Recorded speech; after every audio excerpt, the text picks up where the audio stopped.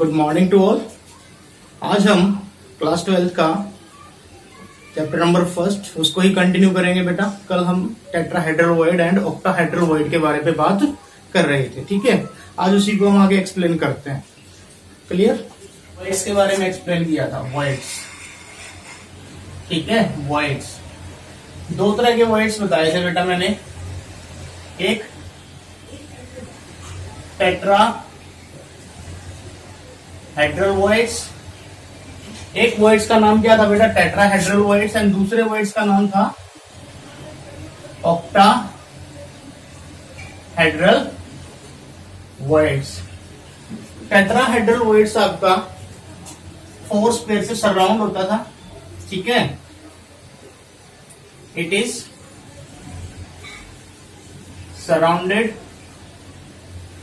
By 4 squares. ये 4 square से surround होता था टेट्राहेड्रल वॉइड। ये आपका 6 स्क्वायर से सराउंड होता था। It is surrounded by 6 squares, ठीक है। दिखा देता हूं। टेट्राहेड्रल वॉइड, एक स्क्वायर ये, एक स्क्वायर ये और एक स्क्वायर ये। This is the tetrahedral void. और एक स्क्वायर बिल्कुल इसके नीचे। इस वॉइड को हम क्या बोलते हैं? टेट्राहेड्रल वॉइड, ठीक है। और देख लो बेटा कितने स्क्वायर से सराउंड है बेटा? 1 2 3 4 स्क्वायर से सराउंड है, ठीक है। ऑक्टाहेड्रल वॉइड 6 स्क्वायर से सराउंड होता था, ऐसे ऐसे करके कुछ,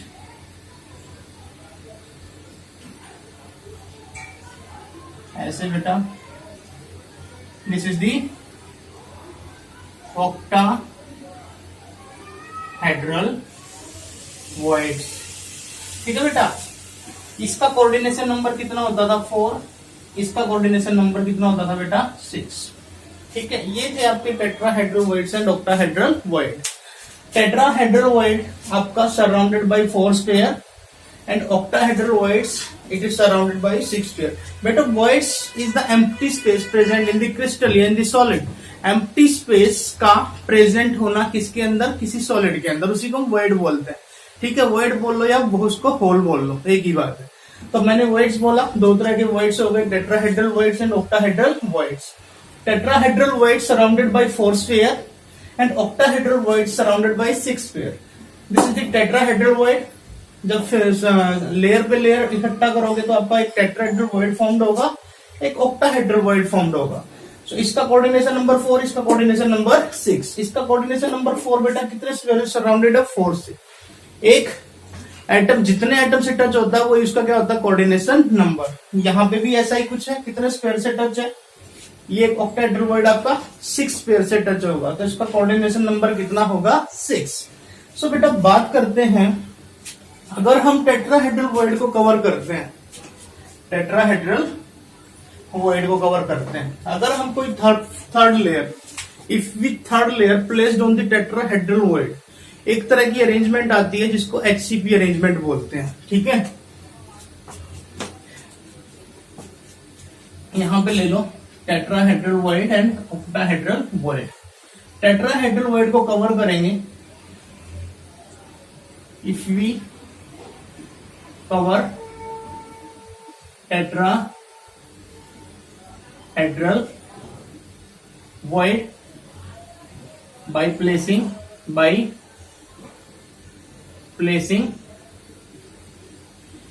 third layer of sphere। अगर हम कोई थर्ड लेयर टेट्राहेड्रल वॉइड पे रख दें तो टेट्राहेड्रल वॉइड कवर हो जाएगा, स्फीयर की थर्ड लेयर। तो उसमें जो अरेंजमेंट आएगा वो HCP का अरेंजमेंट आएगा। HCP is the cubic form, ठीक है। मतलब अगर आप दिस इज, आपने एक हेक्सागोनल क्लोज पैकिंग के ऊपर आपने वॉइड्स के ऊपर एक लेयर बना दी, ट्रायंगुलर वॉइड्स के ऊपर एक स्फीयर की लेयर रखी। लेयर रखने से क्या होगा? दो तरह के वॉइड्स फॉर्म्ड होंगे, tetrahedral and octahedral. So tetrahedral void को कवर करते हैं तो HCP का अरेंजमेंट होता है। तो जो अरेंजमेंट होगा ना वो उसमें AB का अरेंजमेंट होगा, ठीक है। मतलब फर्स्ट लेयर थर्ड लेयर के इक्वल आएगी। और अरेंजमेंट कैसा होगा? इस तरह का अरेंजमेंट होगा।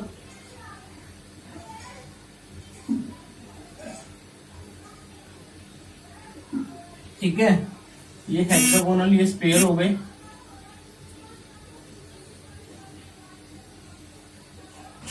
ऐसे कुछ कर, इस स्पेयर से टच, ये स्पेयर इस स्पेयर से टच। ठीक है, ये स्पेयर इस स्पेयर से टच, और ये आप यहाँ पे 3 स्पेयर यहाँ पर होंगे, ऐसे कुछ करके। ठीक है, इसको आप क्या कहोगे, hexagonal cloth packing in 3D shaping. ठीक है, और अरेंजमेंट देखो, ये फर्स्ट लेयर, ये सेकंड लेयर और ये थर्ड लेयर। अरेंजमेंट कैसा हो गया, एबी का अरेंजमेंट हो गया। ये फर्स्ट लेयर, ये सेकंड लेयर और ये थर्ड लेयर। तो अरेंजमेंट कैसा हो गया बेटा, एबी का अरेंजमेंट हो गया। ऑक्टाहेड्रल वॉइड को कवर करते हो, if we cover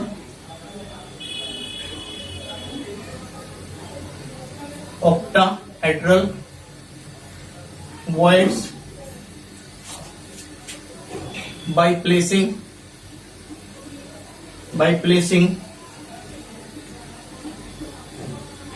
third layer of sphere,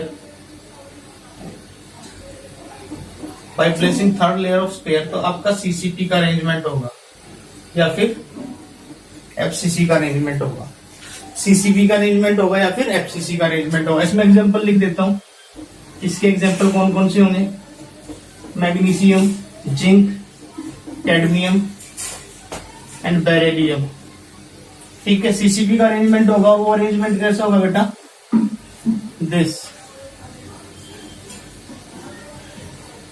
ये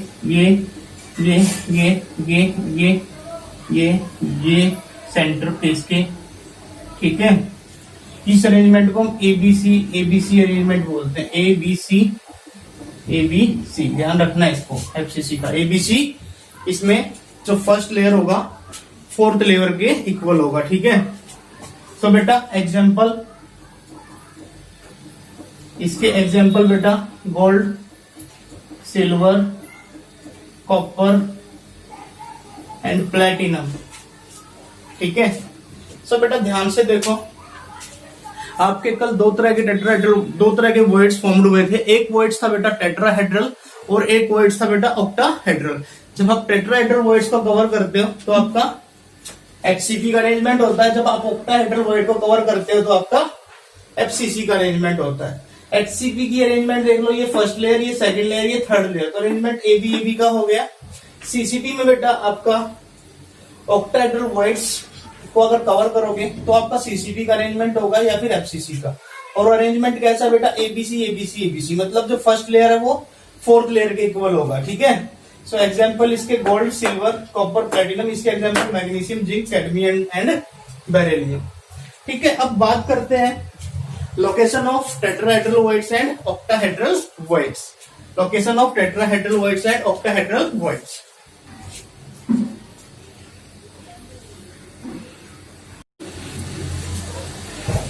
Location of tetrahedral void and octahedral void.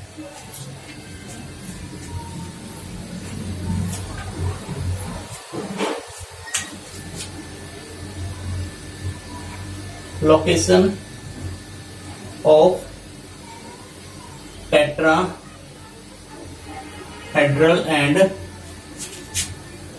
octahedral voids.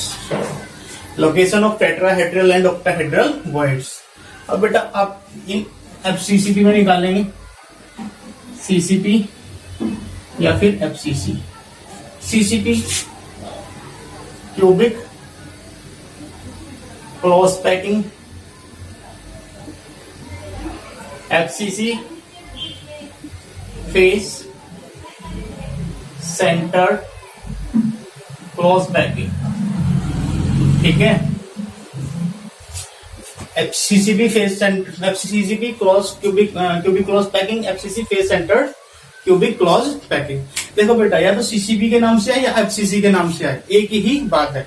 ठीक है, एफसीसी बोल लो या फिर सीसीबी बोल लो। सो बेटा आपको लोकेशन बतानी है किसकी, टेट्राहेड्रल वॉइड्स की एंड ऑक्टाहेड्रल वॉइड्स की। किसके अंदर बेटा, सीसीबी या फिर एफसीसी। अब जो टेट्रा आपके पास जो वॉइड्स हैं, अब मैं आपको थोड़ी सी एक ट्रिक पे लेके चलता हूं। एफसीसी के अंदर नंबर ऑफ एटम्स कितने होते हैं? नंबर ऑफ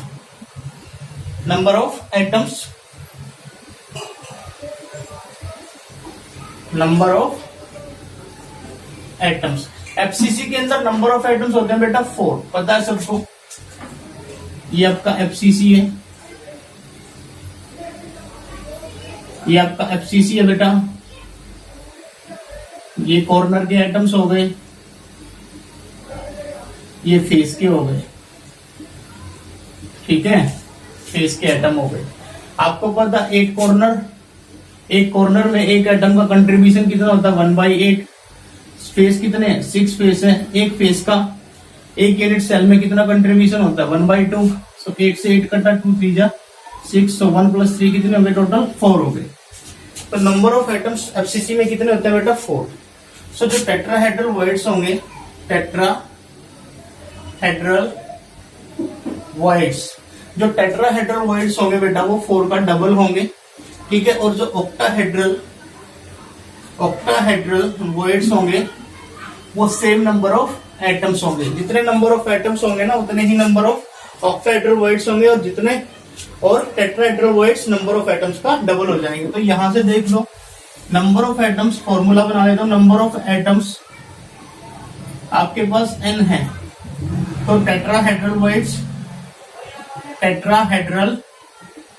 वॉइड्स आपके 2n, और ऑक्टाहेड्रल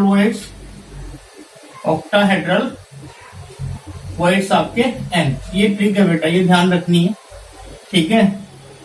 और टेट्राहेड्रल वॉइड्स आपके 2n और ऑक्टाहेड्रल वॉइड्स आपके n। अब मैं बताता हूं बेटा एक एफसीसी के अंदर टेट्राहेड्रल वॉइड्स कहां पर प्रेजेंट होगा और ऑक्टाहेड्रल वॉइड्स कहां पर प्रेजेंट होगा।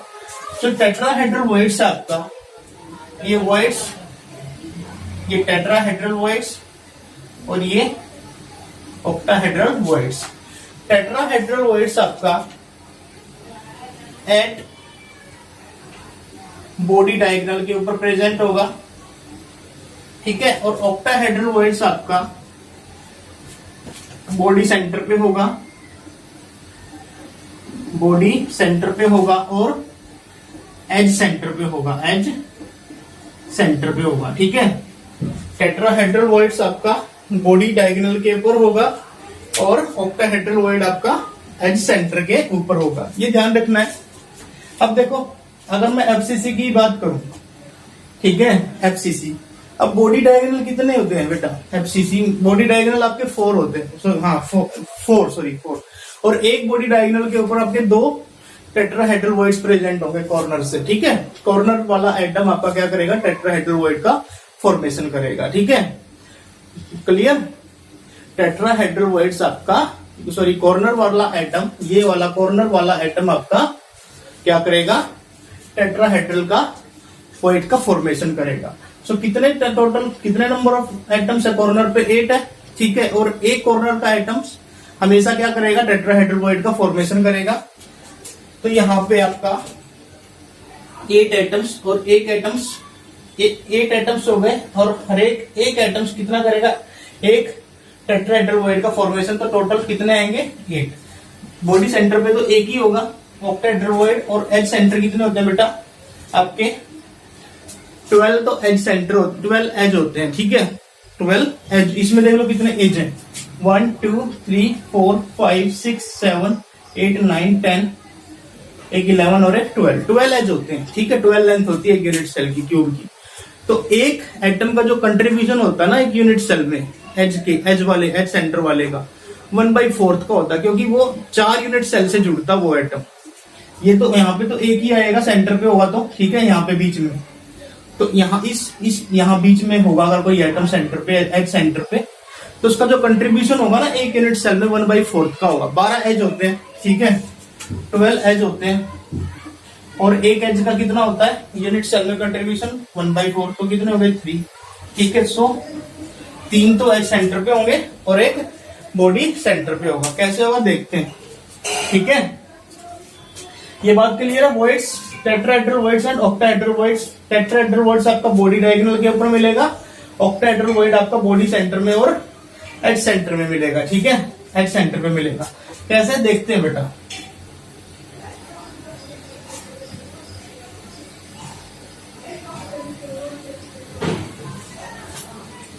ये मेरे पास एक एफसीसी है। ठीक है, मैं एफसीसी यहां अगेन दोबारा बनाता हूं।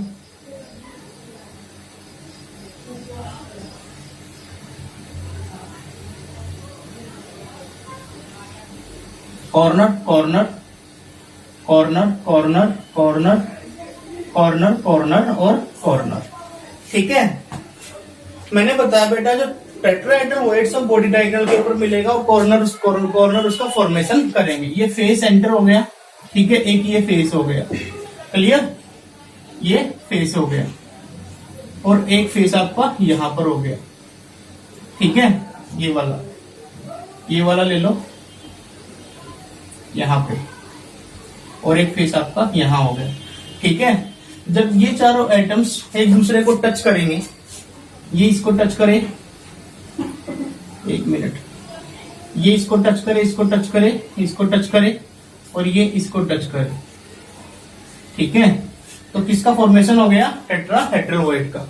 तो यहाँ पे जो बॉडी पे जो वॉइड फॉर्म्ड होगा, ये वाला टेट्राहेड्रल वॉइड्स का फॉर्मेशन होगा, टेट्राहेड्रल वॉइड्स का। ठीक है, ऐसे इस कॉर्नर वाला करेगा, ऐसे ये कॉर्नर, सारे कॉर्नर वाले करेंगे और एक बॉडी पे वन बॉडी डायगोनल के ऊपर टू टेट्राहेड्रल वॉइड्स का फॉर्मेशन होगा, और बेटा कॉर्नर टोटल कितने हैं, 8 कॉर्नर है ना, और उन सबको मिलाओगे तो 4 बॉडी डायगोनल बनेंगे। एक बॉडी डायगोनल पे तो आपका 2 टेट्राहेड्रल वॉइड्स और 4 बॉडी डायगोनल पे आपके कितने, 4 इंटू 2, 8 टेट्राहेड्रल वॉइड्स। अब ध्यान रखना है, ठीक है, मैंने वैसे ट्रिक भी बता दी।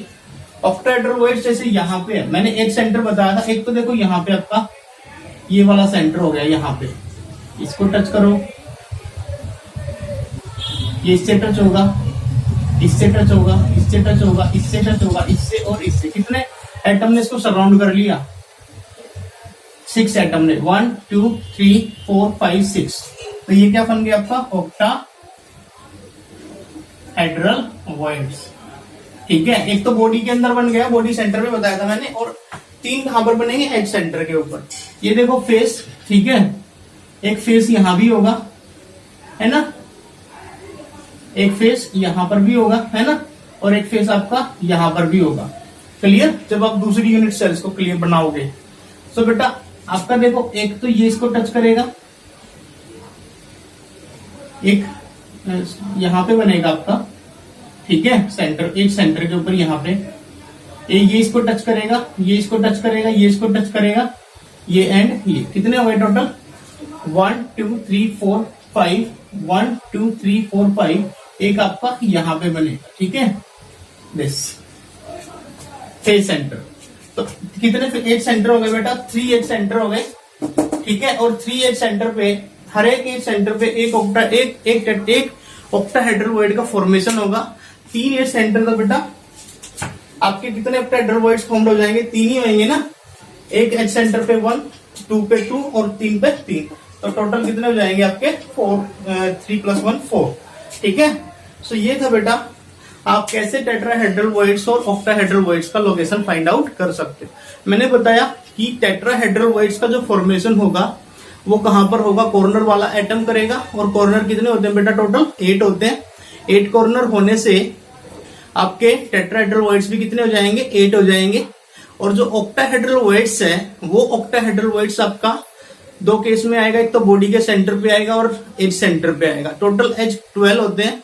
ठीक है, पर एटम का पार्टिसिपेशन कितना होता है एच सेंटर पे, 1/4 का होता है। तो टोटल 3 एच सेंटर हो गए यहाँ पे। ठीक है, 3 एच सेंटर क्या करेंगे, ऑक्टाहेड्रल वॉइड का फॉर्मेशन करेंगे। 3 एच सेंटर क्या करेंगे बेटा, ऑक्टाहेड्रल वॉइड का फॉर्मेशन करेंगे। एक तो बॉडी सेंटर कर गया और 3 एट सेंटर कर गए, तो टोटल कितना हो गया यहाँ पे, टोटल 4 ऑक्टाहेड्रल वॉइड्स। किसके अंदर, सीसीपी के अंदर या फिर एफसीसी के अंदर। ठीक है, सो आपको देखना है कि नंबर ऑफ एटम्स कितने हैं। जितने नंबर ऑफ एटम्स होंगे एफसीसी या फिर कोई दूसरी यूनिट सेल हो, नंबर ऑफ एटम्स चेक करने। नंबर ऑफ एटम्स 4 है तो टेट्राहेड्रल वॉइड्स डबल हो जाएंगे, octahedral voids number of atoms के इक्वल रहेंगे। अगर 2 होते हैं तो बेटा टेट्राहेड्रल वॉइड्स 4 हो जाते हैं, ऑक्टाहेड्रल वॉइड्स आपके 2 ही रहते हैं। ठीक है, ये ट्रिक है, इसको ध्यान रखना है। चलो ठीक है, अब हम आगे बात करते हैं बेटा relations between the radius of octahedral void and radius of atom, relation between the radius of tetrahedral void and radius of atom. ठीक है, इसको नोट डाउन कर लो, आगे बढ़ते हैं।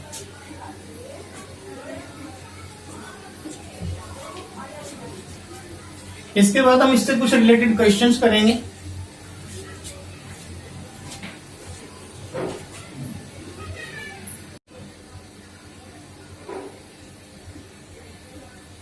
Between the radius of tetrahedral voids and radius of atom, relation between the tetrahedral voids and radius of atom. मैंने अभी बताया था कि जो कॉर्नर वाला एटम होगा, कॉर्नर एटम, वो हमेशा फॉर्मेशन करेगा, फॉर्मेशन ऑफ टेट्राहेड्रल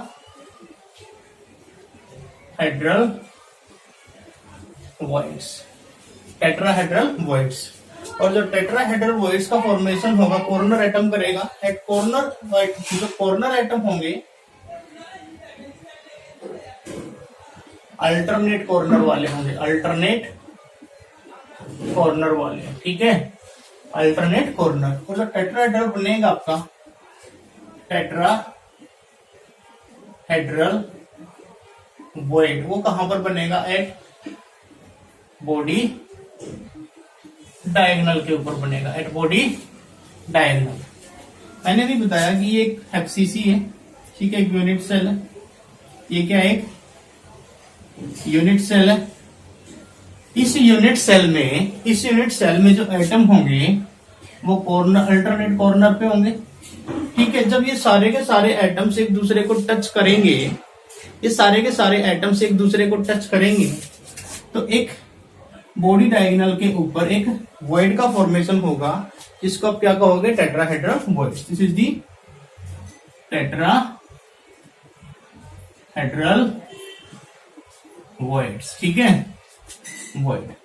अब आपको पता है, अगर मैं इन सबको टच कर दूं, जैसे कि ये फेस डायगोनल है ना, ये फेस डायगोनल हो गया और ये आपका बॉडी डायगोनल हो गया। ठीक है, सो 2 ट्रायंगल्स बन गई, ए बी सी एंड एक बन गई ए सी डी।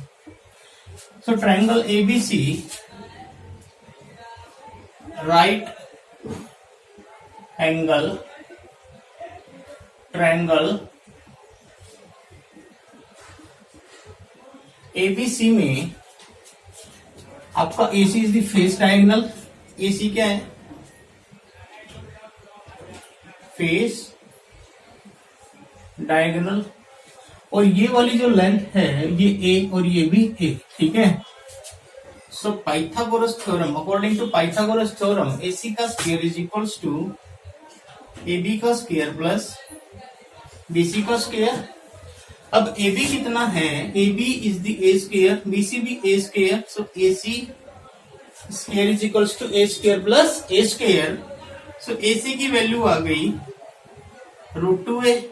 अब देखो बेटा, अगर मैं AC को टच करता हूं ऐसे, AC को अगर मैंने ऐसे टच किया, ठीक है, तो ये कैपिटल R और ये कैपिटल R कितना हो जाएगा, 2R। So AC is equals to R plus R is equals to √2a, 2R is equals to √2a and R is equals to √2a by 2 into a।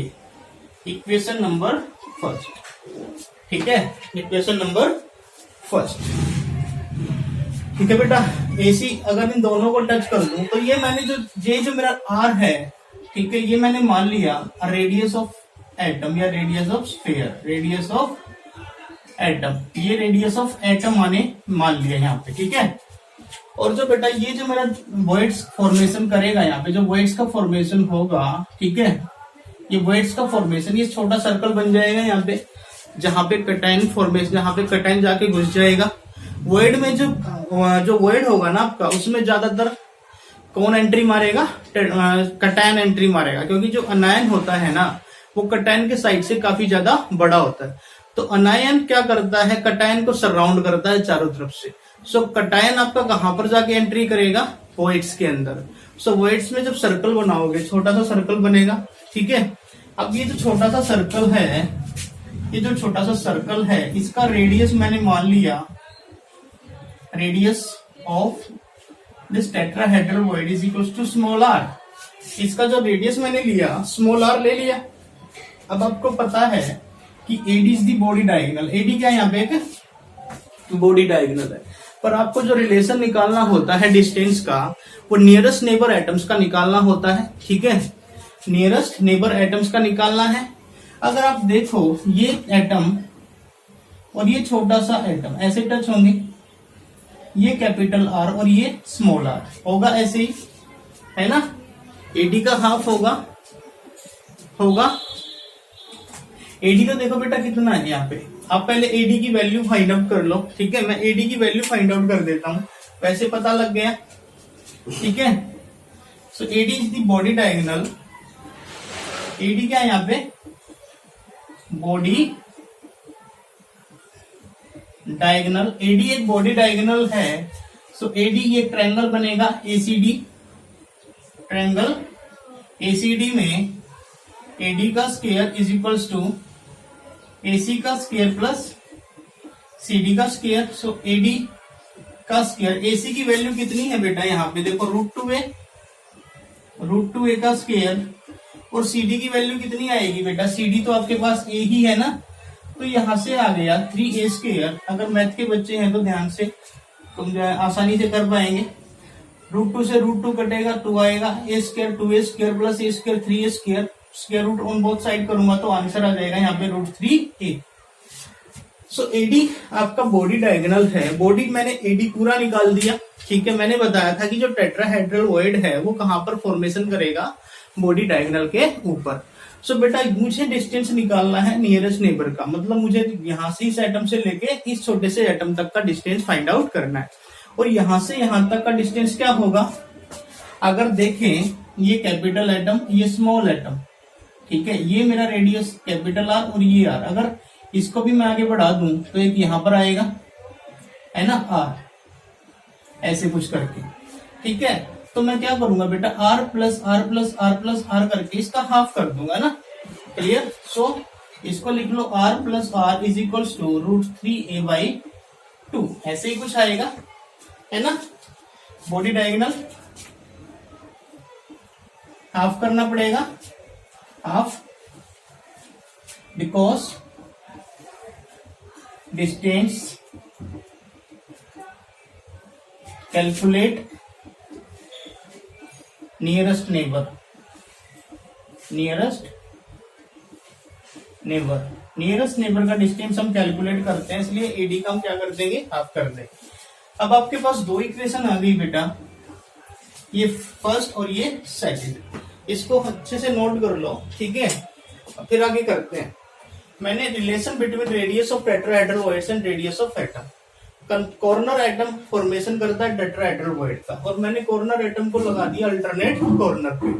ये जो alternate corner है, ये एक दूसरे को टच करेंगे, तो एक टेट्राहेड्रल वॉइड का फॉर्मेशन करेंगे एक बॉडी के डायगोनल के ऊपर, ठीक है। तो यहां से अगर मैं सबको मिला दूं, एक ट्रायंगल ये बना दूं और एक ट्रायंगल ये बना दूं, तो ABC is the right angle triangle and ACD is the right angle triangle. So पहले मैं क्या फाइंड आउट करूंगा? पहले मैं एसी फाइंड आउट करूंगा, उसके बाद मैं एडी फाइंड आउट करूंगा। पहले एसी फाइंड आउट कर लो अकॉर्डिंग टू पाइथागोरस थ्योरम। ये भी ए, क्योंकि लेंथ क्या है यहाँ पे यूनिट सेल का? ए।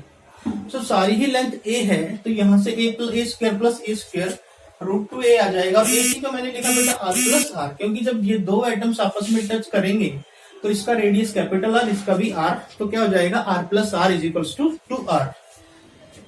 सो 2r इज इक्वल्स टू क्या आ गया √2a, और r की वैल्यू क्या आ गई √2a/2। ठीक है, क्लियर यहां तक। अब देखो बेटा सिंपल सा है, आपके पास इक्वेशन नंबर फर्स्ट, ऐसे ही आप बॉडी डायगोनल के लिए फाइंड आउट कर लो। बॉडी डायगोनल में आप यहाँ पे थोड़ा सा ध्यान रखना है, अपने नियरेस्ट नेबर का निकालना है। नियरेस्ट नेबर का निकालने के लिए आपको एडी का हाफ करना पड़ेगा। So r plus small r is equal to √3a/2। So आगे बढ़ते हैं बेटा, मेरे पास दो इक्वेशन आ गई। दो इक्वेशन आने से मैं अगर सेकंड इक्वेशन को डिवाइड कर दूं फर्स्ट इक्वेशन से, means r plus R divide हो जाएगा r से, और √3a/2 डिवाइड हो जाएगा बेटा √2a/2 से। ठीक है, सो बेटा a से a कट जाएगा, 2 से 2 कट जाएगा। अब यहाँ पे देखो मैं इसको अलग अलग कर लूं, r plus R upon r plus R small r upon capital R is equals to, यहाँ पे √3 बच गया बेटा, यहाँ पे √2 बच गया। देखो कट जाएंगे, जब ये ऊपर जाएगा तो एक दूसरे को काट देगा। ठीक है, इससे ये कट गया, 1 आ गया, ये √3 अपॉन 2 √2, इसको बेटा इधर भेजना है, r अपॉन r 1 इधर जाएगा, √3 अपॉन √2 माइनस 1, एलसीएम आ गया बेटा √2, √3 माइनस √2, है ना। सो बेटा यहां से कैलकुलेशन जब करोगे, √3 की वैल्यू 1.732 और √2 की value 1.414 upon 1.414। So r upon r is equals to, solve करने पे मेरे हिसाब से आना चाहिए 0.025, है ना, 0.025 ये वैल्यू मेरी आएगी, है ना। तो रिलेशन क्या आ गया, r is equals to 0.225 capital R। मतलब जो रेडियस होगा, है ना, इसका टेट्राहेड्रल का, वो रेडियस एटम के रेडियस का कितने टाइम्स होगा, 0.225 टाइम्स होगा। ठीक है, जो रेडियस होगा इसका बेटा टेट्राहेड्रल का, वो रेडियस एटम के रेडियस का कितने टाइम्स होगा, 0.225 टाइम्स। ठीक है, सो ये था relation between the tetrahedral void, radius of tetrahedral void and radius of atom. इसको नोट डाउन कर लो। ठीक है, फिर हम आगे बढ़ते हैं।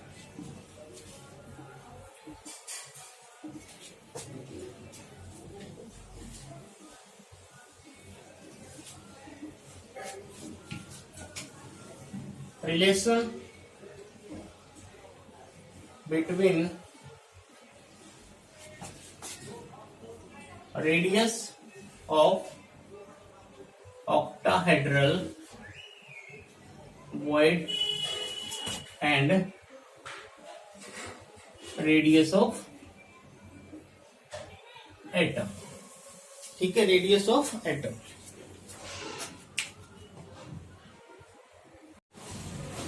Relation between radius of octahedral void and radius of atom।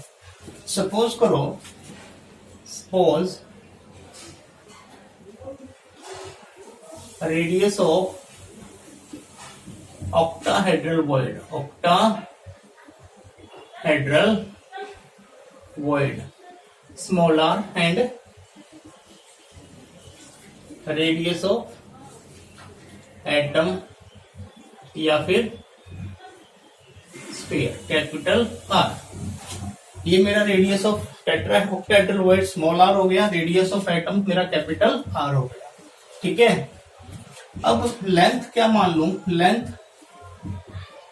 Of unit cell वो मेरी बेटा ए है। अब आपको पता है कि जो ऑक्टाहेड्रल वॉइड है वो बेटा 6 स्पेयर से सराउंड होता है, 6 स्पेयर से सराउंड होता है।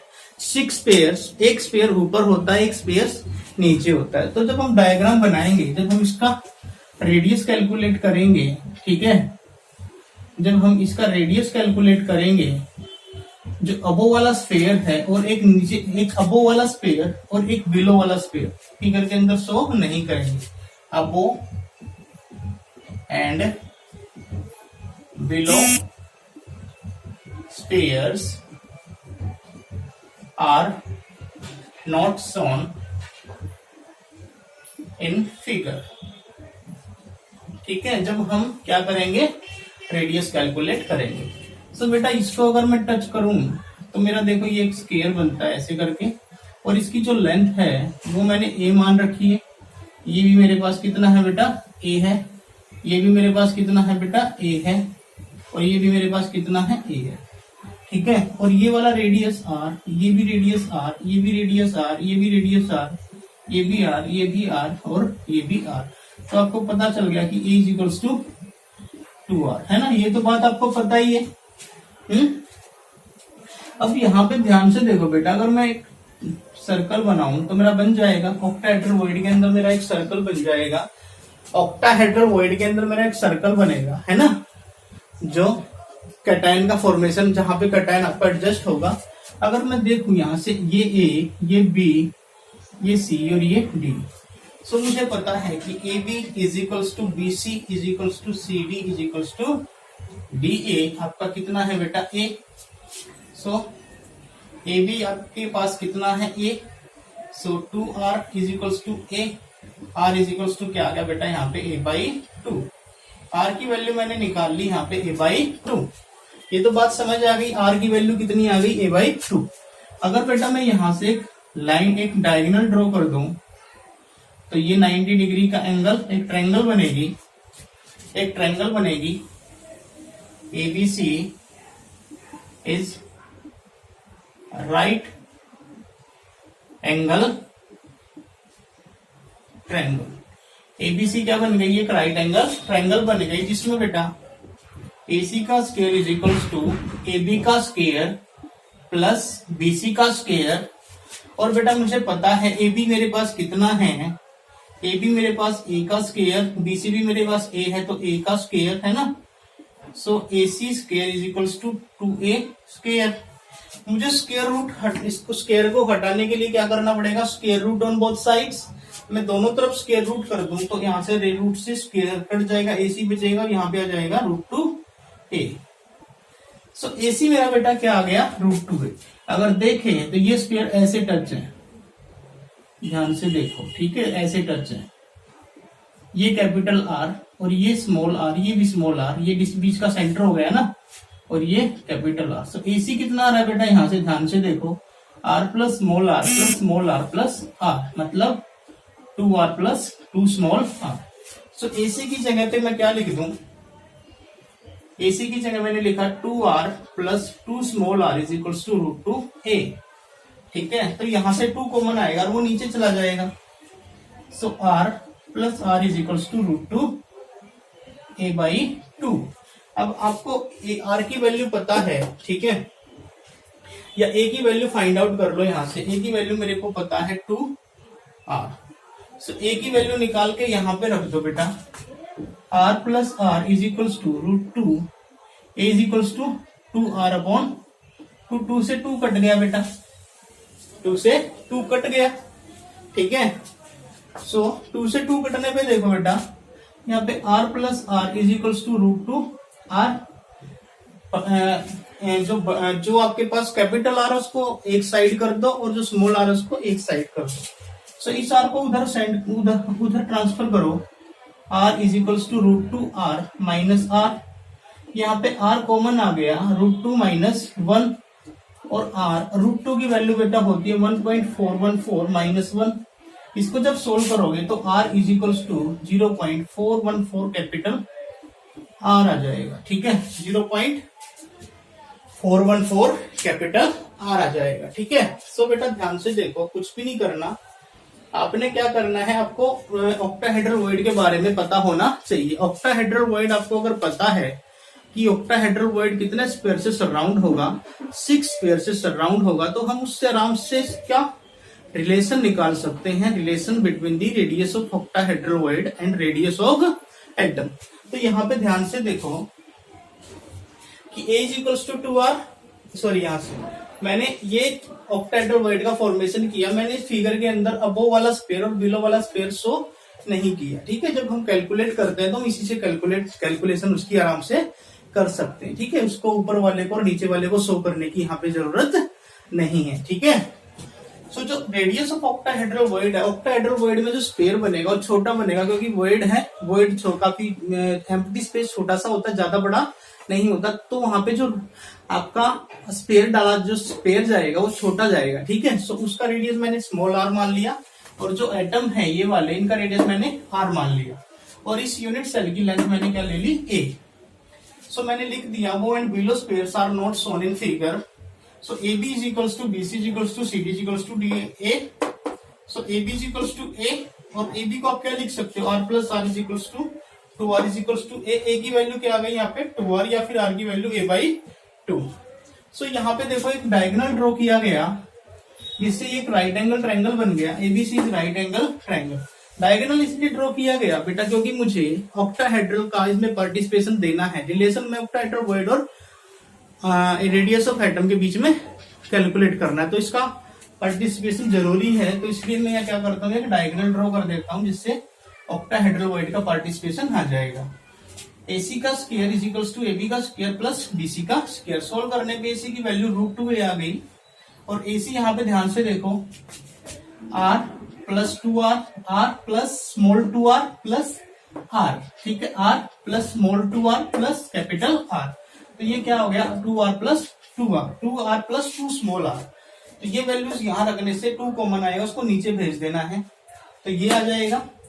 R प्लस A की वैल्यू यहां से क्या रख दोगे 2R, 2R रखने के बाद सोल्व करना है 0.414 इंटू R आ जाएगा। तो ये था बेटा आपका radius of tetrahedral void and radius of octa, radius of tetrahedral void between the radius of atom and relation between the radius of octahedral void and radius of atom.